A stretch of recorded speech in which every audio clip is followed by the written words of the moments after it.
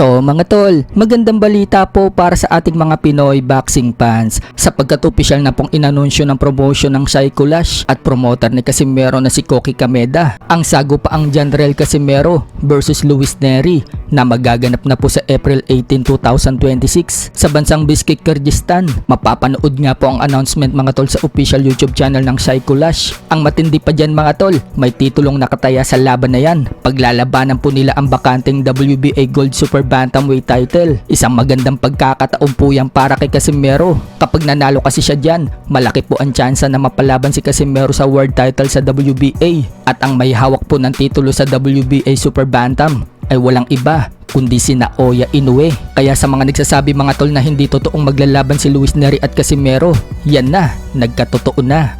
選手とカシメロ選手の試合が正式に決まりました。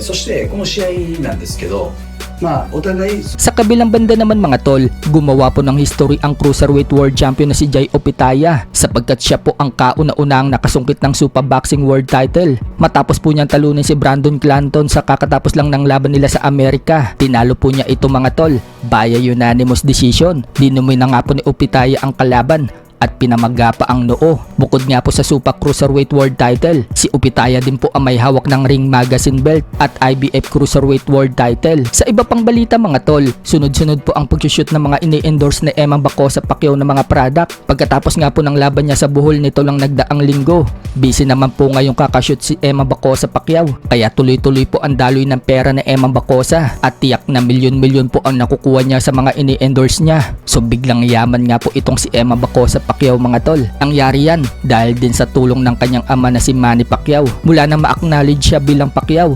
doon na nagsimula ang karir nitong si Eman at nagtuloy-tuloy na ang pagsikat.